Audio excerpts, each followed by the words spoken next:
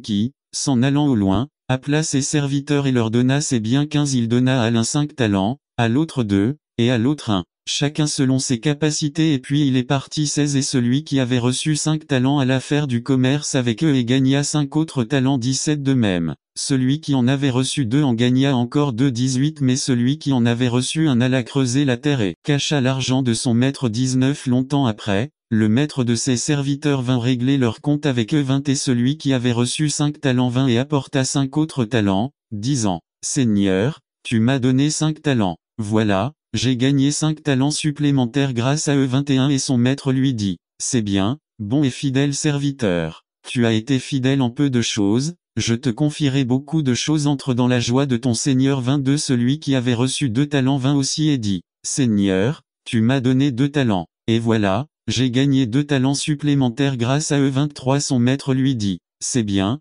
bon et fidèle serviteur, tu as été fidèle en peu de choses, je te confierai beaucoup de choses. Entre dans la joie de ton Seigneur. 24. Mais celui qui avait reçu 1 talent vint aussi et dit, Seigneur, je savais que tu étais un homme dur, moissonnant là où tu n'as pas semé et ramassant là où tu n'as pas dispersé. 25. C'est pourquoi j'ai eu peur, et je suis allé cacher ton talent dans la terre. Ici vous avez ce qui est à vous. 26. Son maître lui répondit, serviteur méchant et négligent, tu savais que je moissonne là où je n'ai pas semé, et que j'amasse là où je n'ai pas dispersé. 27. C'est pourquoi vous auriez dû donner mon argent au banquier, et quand peu importe ce qu'Abraham avait fait, même malgré ce qu'il avait fait il était idolâtre au pays dur. Josué 24. 2, il lui rendrait justice. En vérité, cette justice est la vraie justice de Jésus-Christ. Nous verrons cette lumière dans toute sa splendeur lorsque nous nous tiendrons devant le trône de Dieu avec les rachetés de tous les âges. Apocalypse 7. 9 à 14. Après cela, je regardai, et, voici, une grande multitude que personne ne pouvait compter, de toute nation et tribu et peuple et langue,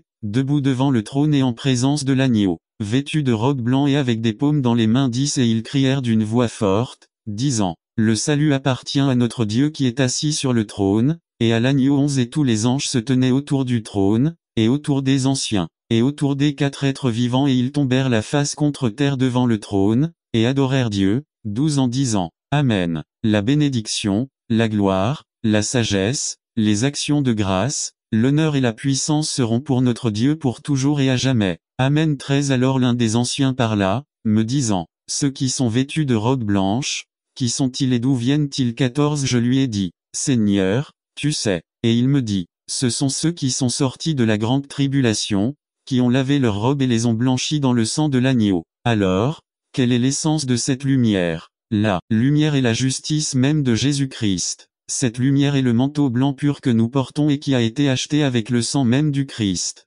La responsabilité de la lumière. Dieu dit, que votre lumière brille devant les hommes, afin qu'ils voient vos bonnes œuvres et glorifient votre Père qui est aux cieux. Notre responsabilité est de laisser briller notre lumière. Comment faisons-nous cela? La clé se trouve dans l'expression bonnes œuvres. Examinons brièvement une hérésie qui existe dans le cœur de nombreux hommes. Chaque fois qu'un homme voit cette phrase dans la Bible, il a tendance à penser qu'il est lui-même bon. Comme c'est drôle. Et nous devrions rire s'il n'y avait pas la situation terrible dans laquelle se trouve l'homme. Cet homme est aussi bon qu'un criminel. Cet homme est aussi bon qu'un menteur. Un homme vaut mieux que celui qui enfreint la loi. L'homme est coupable, et rien de bon ne vient de lui, à moins que Dieu lui-même ne le lui donne. Philippiens 2, 13. Car c'est Dieu qui opère en vous le vouloir et le faire, pour son bon plaisir. Nous voyons ainsi que c'est Dieu qui fait les bonnes œuvres. Romains 9, 15 à 16. Car il dit à Moïse, j'aurai pitié de qui j'aurai pitié, et j'aurai compassion de qui j'aurai compassion. 16. Cela ne dépend donc pas de celui qui veut, ni de celui qui court, mais de Dieu qui a pitié. Encore une fois, nous voyons qu'il n'appartient pas à l'homme de faire ce qui est juste, mais à Dieu qui lui montre. N'attendez pas qu'il soit trop tard. Devenez membre de la chaîne Today et bénéficiez de réconfort et de soutien dans les moments difficiles. Cliquez sur le lien dans la description de la vidéo. Mardi 9 avril 2024, page 4. Miséricorde, vous donnant un nouveau cœur et une nature légère. Maintenant, qu'est-ce qu'on va faire? Que votre lumière brille donc devant les hommes, afin qu'ils voient vos bonnes œuvres et glorifient votre Père qui est aux cieux. Laisse ta lumière briller. C'est un commandement. Dieu a tout fait pour nous, mais il y a quelque chose que nous devons faire: lâcher prise. Nous devons laisser Dieu accomplir ses bonnes œuvres à travers nous. Nous devons nous soumettre à Dieu. Romains 6 dit que nous devons devenir des instruments de la justice de Dieu dans ce monde. C'est notre responsabilité. C'est pourquoi nous devons étudier la parole de Dieu. C'est pourquoi il faut se saturer de chaque page. Nous devons vivre la Bible devant les hommes dans la puissance de Dieu. Nous devons nous regarder dans le miroir de la parole et refléter sa gloire dans ce monde de ténèbres. La réaction à la lumière lorsque nous manifesterons la justice divine dans ce monde, l'homme s'émerveillera. Voir la justice de Dieu chez une personne autrefois rebelle est formidable. Ils glorifieront Dieu. Ils le reconnaîtront comme l'œuvre de Dieu. Conclusion. Apprenez les Écritures. Méditez sur eux jour et nuit. Assimilez la connaissance de Dieu dans votre vie. Abandonnez-vous à Dieu dans cette nouvelle nature qu'il vous a donnée. L'Esprit de Dieu vit en vous. Écoutez sa voix. Rendez la justice dans sa puissance. Faites ce que dit la parole de Dieu. Reflétez la gloire de Dieu. Que votre lumière brille devant les hommes, afin qu'ils voient vos bonnes œuvres, et les hommes glorifient Dieu. Verset à mémoriser pour la semaine Matthieu 5, c'est ce que votre lumière brille devant les hommes, afin qu'ils voient vos bonnes œuvres et glorifient votre Père qui est aux cieux. Colossiens 1, 21. Et vous aussi, qui étiez autrefois étrangers et ennemis dans votre esprit,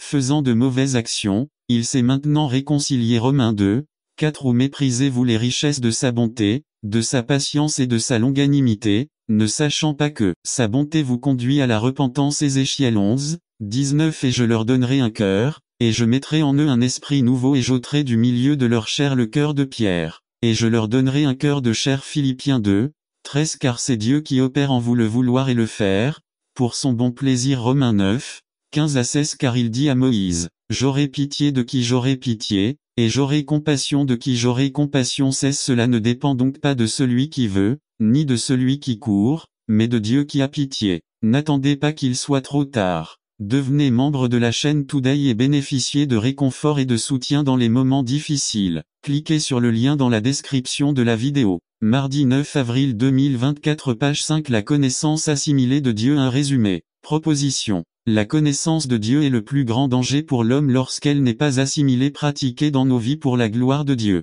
Par Matt Black. La connaissance assimilée de Dieu. Première partie. Fondement de la foi chrétienne. Proposition. La connaissance de Dieu est le plus grand danger pour l'homme lorsqu'elle n'est pas assimilée, pratique dans nos vies pour la gloire de Dieu. Verset clé. Matthieu 15, 20. J'ai cru, c'est pourquoi j'ai parlé. Psaume 116, 10. Avec quelle rapidité nous parlons de ce que nous ne croyons pas vraiment. Il y a une grande tentation dans nos prix à payer lorsque Satan prend le contrôle de nos vies. Le problème est que cela n'est généralement pas payé en argent mais en agonie et en souffrance. Seigneur, protège-moi, retiens-moi ou même vains-moi de telle manière que je ne puisse pas me retrouver immergé et inondé de mal qui peut causer de la douleur dans la vie de quelqu'un. 2 Pierre 2, 9. Psaume 34, 15. Contrat divin. Humain. Mon rôle. 2 Timothée 2, 22. Fuir, former des habitudes qui favorisent une meilleure communion avec Christ.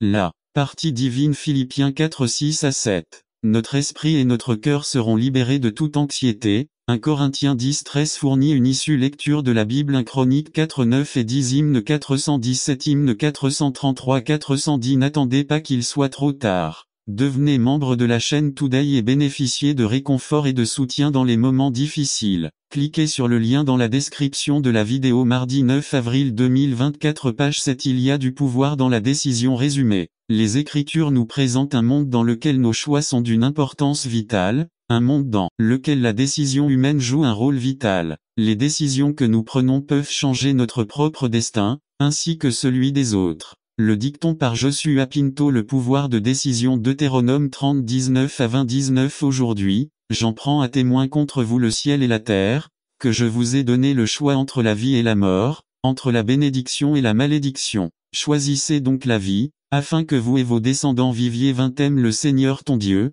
obéis-lui et sois-lui fidèle, car ta vie dépend de lui. LSG. Un homme et sa femme étaient connus pour l'harmonie de leur mariage. Lorsqu'un ami leur a demandé pourquoi ils s'entendaient si bien, le mari lui a répondu, « Avant de nous marier, nous sommes parvenus à un accord. Je prends toutes les décisions importantes et ma femme prend les décisions mineures. Comment ce système fonctionne-t-il pour vous » lui a demandé son ami. Magnifique, répondit son ami, depuis 20 ans que nous sommes mariés, je n'ai jamais eu de décision importante à prendre. Qu'en penses-tu? Système intéressant. Non. C'est une triste existence quand aucune décision n'est prise. Le fondateur de la société Ford, Henry Ford, a déclaré un jour que ses clients pouvaient avoir la Model T de n'importe quelle couleur, à condition qu'elle soit noire. Nous vivons dans une culture qui nous offre des options de plus en plus nombreuses. De nos jours, personne n'aime se sentir limité. Nous aimons avoir l'impression que l'avenir est complètement ouvert. Mais on arrive au point où les options nous submergent,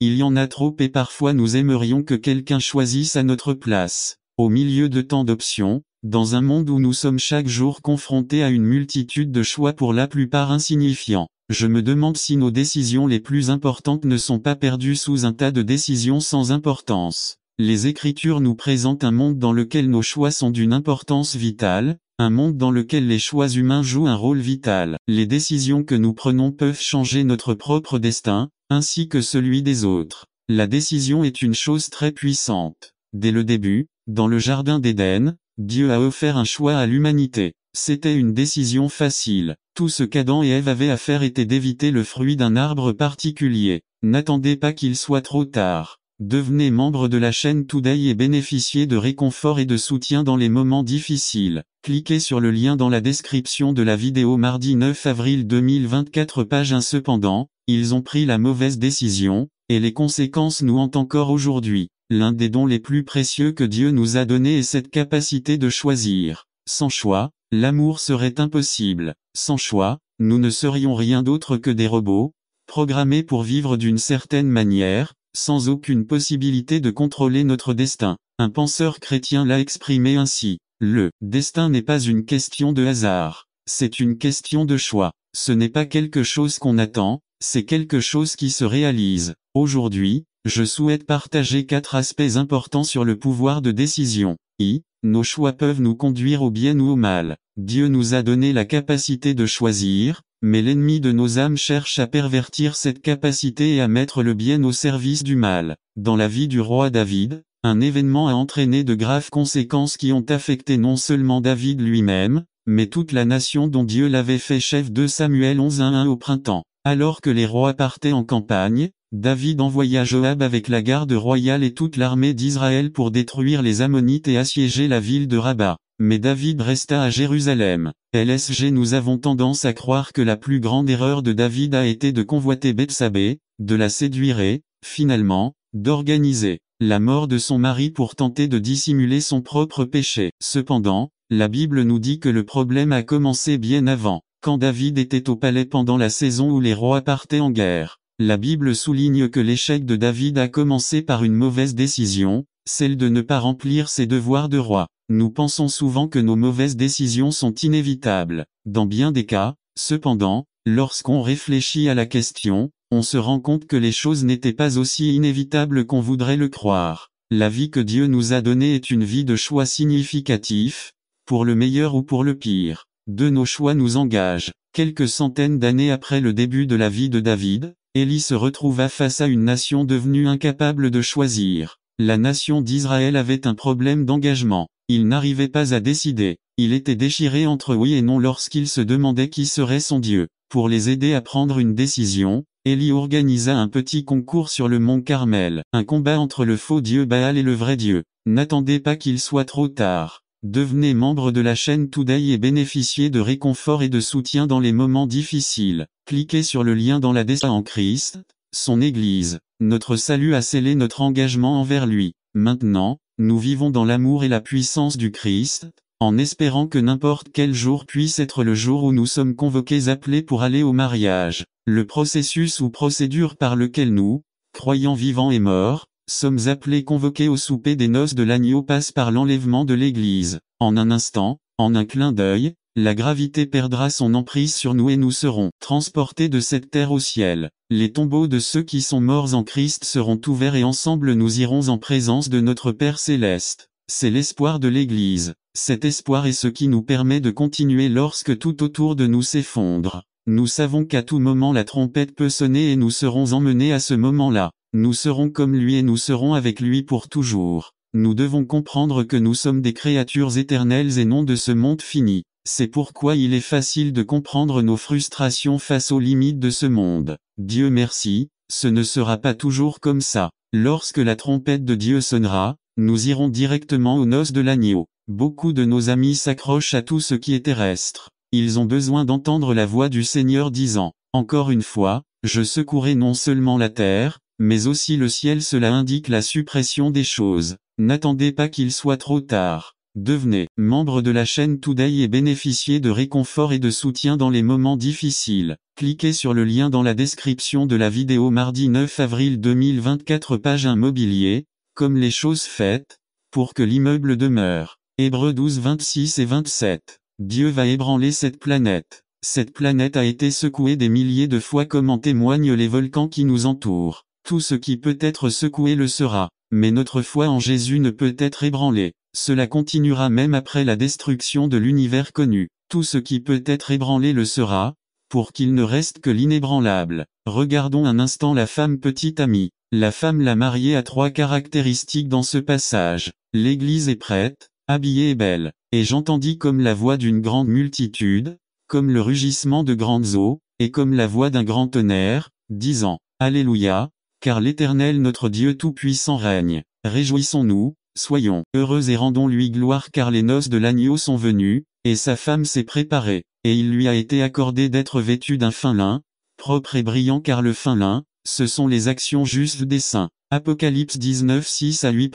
L'église est prête. Vous savez, j'avais oublié combien de travail était nécessaire pour tout préparer pour le mariage. Mon frère me l'a rappelé. Il y a tellement de projets à réaliser et il y a un prix à payer. L'église est-elle prête pour les mariages? C'est une bonne question, qu'on devrait se poser. Est-il possible que la petite amie ait été avec quelqu'un d'autre? Ce monde et ses plaisirs. Est-il possible qu'il ait sali ses vêtements, c'est-à-dire comme les vierges folles? L'église est-elle prête? Ou l'invitation arrivera-t-elle comme une surprise? Pour moi, le fait le plus étonnant concernant la résurrection de Jésus est le suivant. Pendant 3 années de ministère, Jésus a dit à ses disciples exactement ce qui allait se passer. Il allait mourir et ressusciter. Pas un seul croyant n'était présent pour assister à ce magnifique événement. Cela ne vous surprend-il pas? À moi si. Ni Marie, sa mère, ni Jean, ni Pierre, ni Jacques. Il me semble qu'ils ne croyaient pas qu'il allait ressusciter. Ils n'étaient pas prêts. Qu'est-ce que je fais? Le Christ nous a dit à maintes reprises qu'il reviendrait pour prendre son épouse,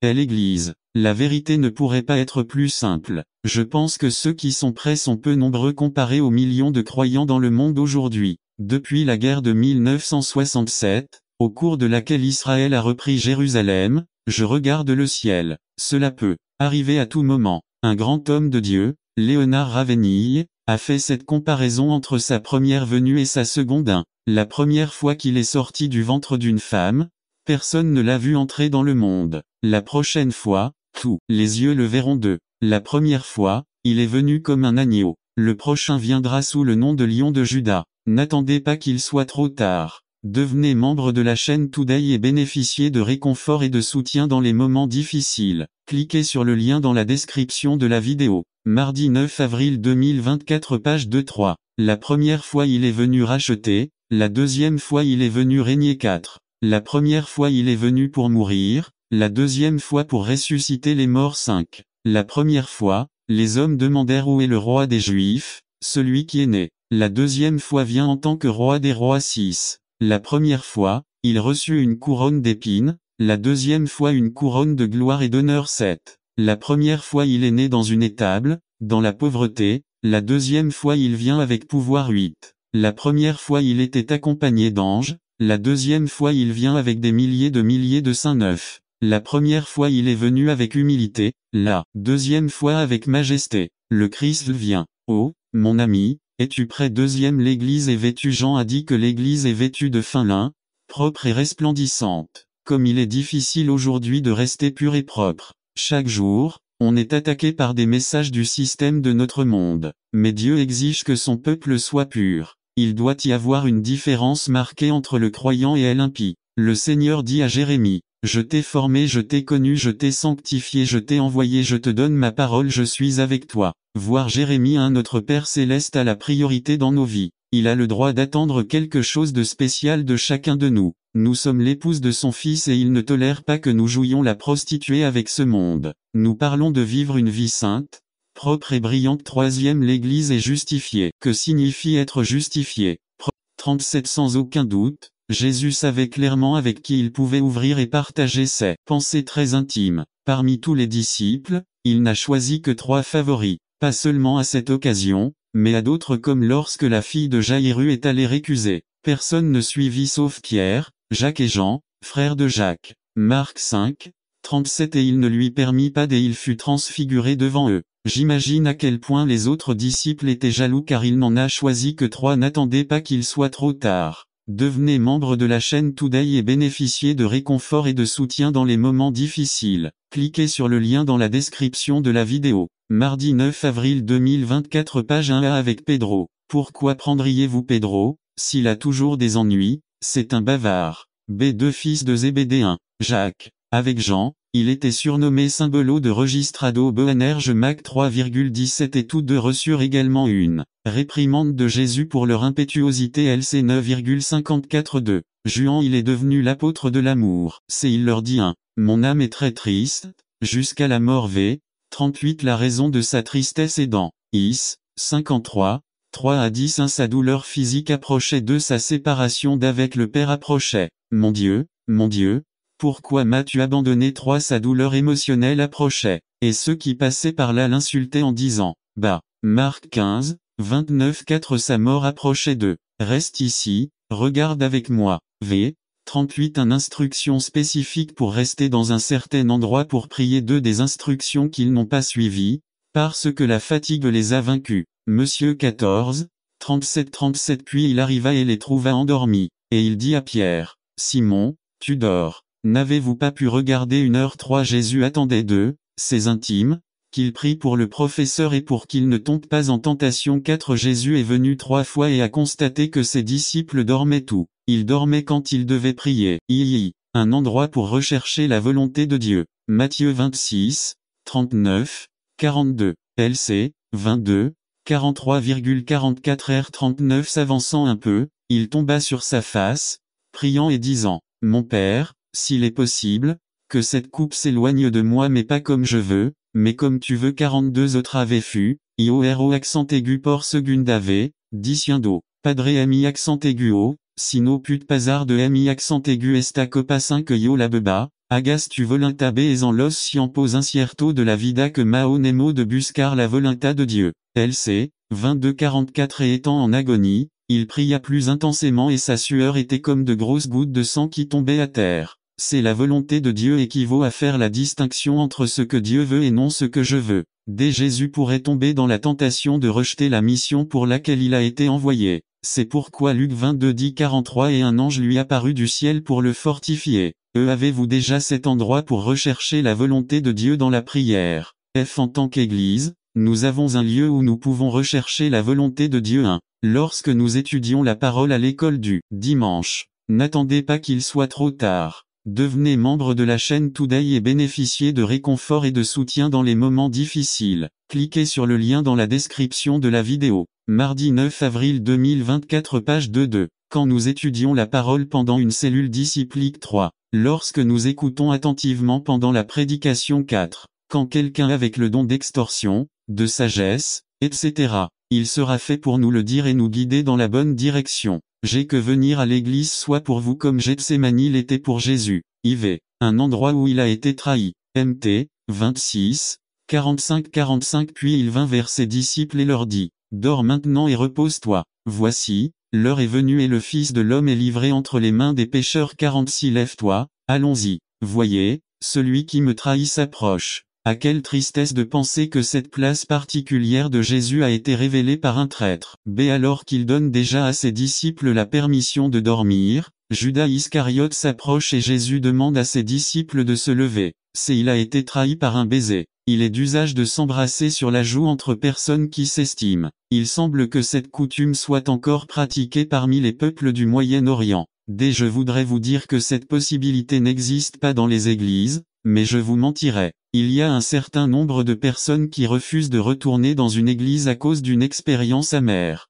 C'est tellement réel que Jésus a parlé du blé et de l'ivraie, des moutons et des chèvres, etc. F. Au sein du peuple de Dieu, il y a ceux qui recherchent une opportunité de renverser le leader, car cela présente un avantage personnel. Pour Judas, c'était 30 pièces d'argent. J'espère que lorsque je vous dirai cette vérité, vous ne vous découragerez pas, car au moment voulu, Dieu jugera. Soyez fidèles, devenez une brebis, faites partie du blé, donnez votre vie au Christ. Conclusion. Pour Jésus, Gethsémani était un lieu spécial. Avez-vous déjà votre Gethsémani? Je vous invite à décider de prier aujourd'hui et à prier pour vos amis proches, frères dans la foi. Aussi, puissiez-vous toujours vouloir rechercher la volonté de Dieu. Si d'une manière ou d'une autre ce message a parlé à votre vie, je vous invite à venir à l'autel pour prier. Pour toi, mon ami, je te dis que Jésus a rempli sa mission, une mission qui garantit la vie éternelle à tous ceux qui la demandent. N'attendez pas qu'il soit trop tard. Devenez membre de la chaîne Today et bénéficiez de réconfort et de soutien dans les moments difficiles. Cliquez sur le lien dans la description de la vidéo. Mardi 9 avril 2024, page 3. Dans le four des épreuves résumé. Beaucoup d'entre nous ignorent que dans le four des épreuves, le Seigneur veut utiliser ce four.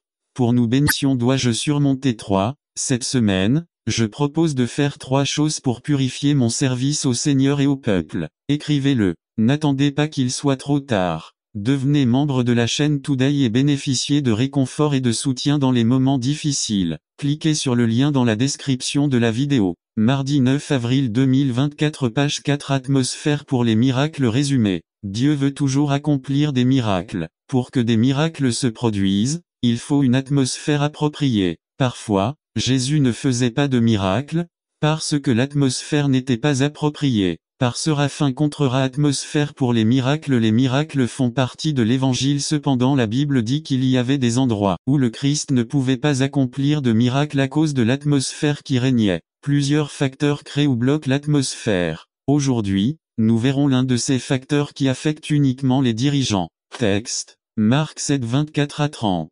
Introduction. A. Qu'est-ce qui produit un miracle? B. Pourquoi certains miracles ne se produisent-ils pas? C. Vivons-nous à une époque de miracles? D. Quelle est l'atmosphère qui doit prévaloir pour que les miracles se produisent? L'atmosphère pour que les miracles se produisent. I. Atmosphère publicitaire gratuite. Marc 7, 24-24. Il partit de là et se rendit dans la région de Tyr et de Sidon. Il est entré dans une maison et il ne voulait pas que quiconque le sache, mais il ne pouvait pas se cacher. 2. Atmosphère pleine de concepts faux. Matthieu 15, 22. Puis une femme cananéenne égale a fait référence à la religion. En quoi croient les Cananéens? Religion canaanite. Ils croyaient en lui, le puissant, divinité suprême, un dieu tyrannique, cruel, sanguinaire et lubrique, qui a renversé son père du trône et assassiné son fils et sa fille préférée. Il avait 3 de ses sœurs comme épouses. Pour les Cananéens, il était le père des hommes et il le représentait comme le père taureau, c'est-à-dire le progéniteur des dieux. Les Cananéens avaient d'autres dieux tels que Baal, fils et successeur d'El, dieu de la pluie, de la peste et de la fertilité. Anna, sœur et épouse de Baal, était la prostituée du Panthéon. Ashtoret et Ashra, qui formèrent avec Anna la trilogie des déesses cananéennes de la dépravation, déesses de la guerre et de l'activité sexuelle. Le polythéisme cananéen, qui était le plus dégradé, corrompit moralement le peuple. Dans le culte de leurs dieux, hommes et femmes se prostituaient à leur guise. À cette époque, il n'y avait pas de religion plus dégénérée que celle des Cananéens. Une atmosphère saturée de besoins et d'adoration. N'attendez pas qu'il soit trop tard. Devenez membre de la chaîne Today et bénéficiez de réconfort et de soutien dans les moments difficiles. Cliquez sur le lien dans la description de la vidéo. Mardi 9 avril 2024, page 1. 7 mars, 25. Une femme dont la fille avait un esprit impur, lorsqu'elle entendit parler de lui, vint et tomba à ses pieds. Matthieu 15, 21,22. Alors une femme cananéenne qui avait quitté cette région se mit à crier et à lui dire: Seigneur, fils de David, aie pitié de moi. Ma fille est sérieusement tourmentée par un démon. Il a entendu, il est venu et s'est prosterné égal à Proskuno B, il a crié: Seigneur égal à au-dessus de Baal ou El, ou Anat, ou Ashtoret ou Ashra, fils de David égal à je reconnais ta lignée. Une atmosphère pleine de persévérance. Matthieu 15, 23 à 25-23. Mais Jésus ne lui répondit pas un mot. Alors, ses disciples vinrent et le supplièrent, disant: Renvoyez-la, car elle crie après nous. 24. Il répondit et dit: Je ne suis envoyé qu'aux brebis perdues de la maison d'Israël. 25. Alors elle vint et l'adora en disant: Seigneur, aide-moi. Marc 7, 26 Cette femme était grecque et de nation syrophénicienne et elle le supplia de chasser le démon de sa fille. Atmosphère sans ressentiment. Matthieu 15, 26,27 Il répondit et dit, « Ce n'est pas bien de prendre le pain des enfants et de le jeter aux chiens. » Elle répondit, « C'est bien, Seigneur, mais souviens-toi que même les chiens mangent les miettes qui tombent de leur chien table monsieur. » Si cette femme était partie avec de la rancune à propos des paroles